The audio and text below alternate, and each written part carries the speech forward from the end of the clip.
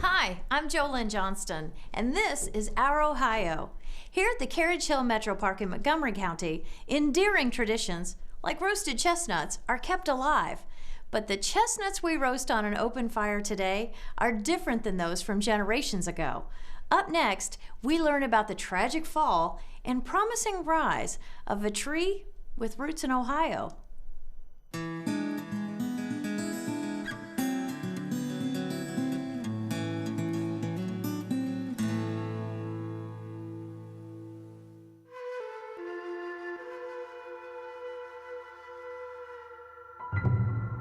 They used to be called the king of the forest because they were the tallest tree.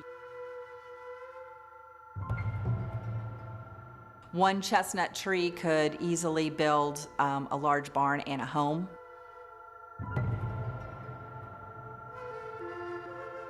And there used to be this old saying that chestnut could take you from cradle to grave. The tree was really important in the Appalachian forest from an ecological point of view. It almost defined the southern Appalachian forest.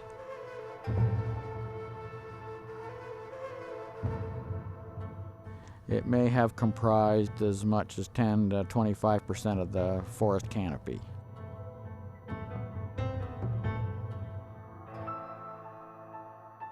The health of the Appalachian forest will never be restored until we put the American chestnut back.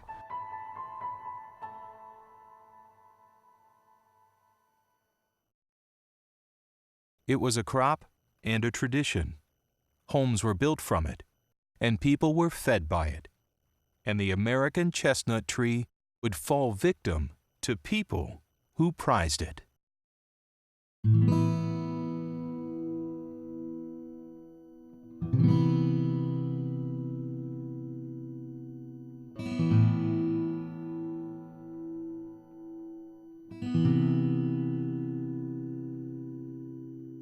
The curator of the Bronx Zoo in New York is the one that gets the bad rap for bringing the blight here.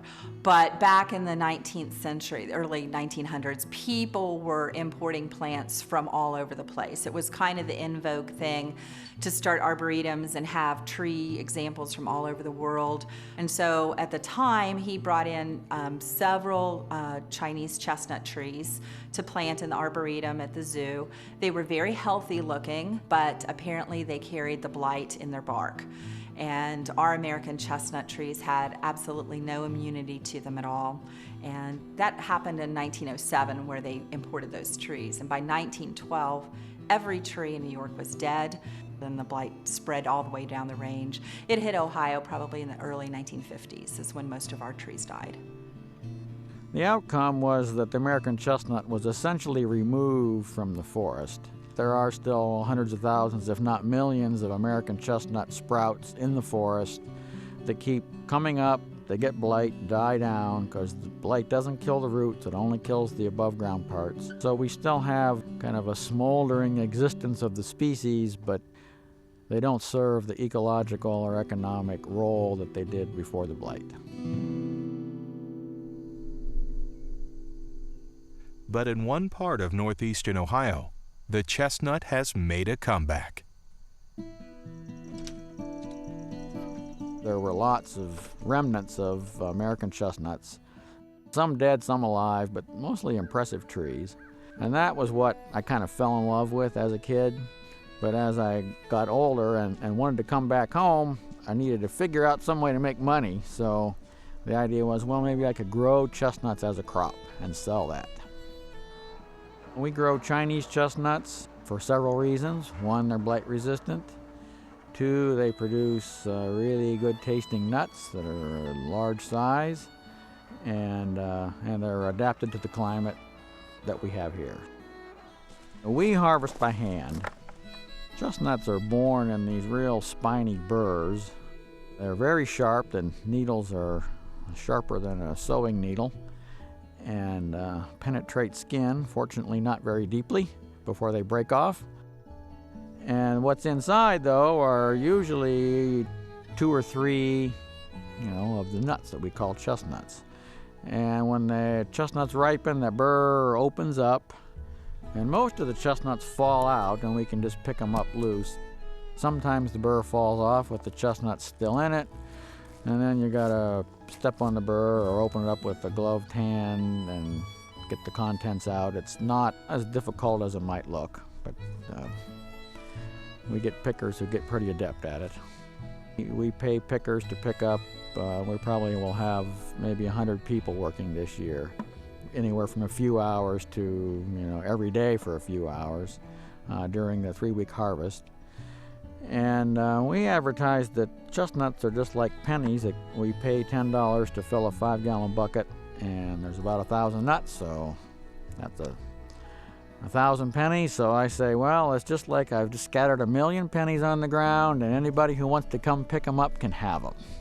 So all we do is pay people to put nuts in the bucket, and from then on it gets a lot easier once they're in the bucket. Yet, while Greg's Chinese chestnuts thrive, the Native American chestnut tree is making a slow but steady comeback. The Chinese chestnut tree is fairly squatty, kind of like an apple type tree. It doesn't get real tall, has rounded shape to it. And so you plant trees out in the woods like that, and they're immediately overshadowed by the oaks and the maples and the hickories and all those kinds of things. And so they never grew back into a timber tree. Ever since the chestnut blight arrived, people have been trying to somehow restore or save the American chestnut. And I think the biggest effort at the moment is that being carried out by the American Chestnut Foundation, which began in 1983. But what took only a few years to wipe out has taken generations of careful crossbreeding to restore. And through this process, the Chinese chestnuts, which brought the blight originally, have become the key to overcoming it.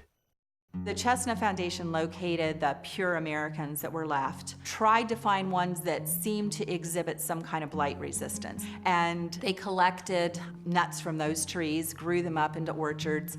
Then they crossbred them with Chinese chestnuts that seemed to have a more timber quality to them and seemed to be very blight resistant, and that was the first generation. And then they bred those back to the pure Americans again. The trees that we are now producing are 94% pure American. They look like American. It's almost impossible for me to tell one of these trees from a pure American tree. Are they going to be a canopy tree like they're supposed to be? We just don't really know. It's all a big experiment. I first heard about the American chestnut when I was a graduate student at Ohio University, and I heard about how we had this beautiful tree that I had never seen, and then this fungus came in and killed them all, and I thought, well, if I could ever get into the position of doing something, I would try to help. The fungus was man-made. We brought it here, we introduced it, we killed these trees, and so the opportunity to bring back a tree almost from extinction, I think is a really exciting prospect.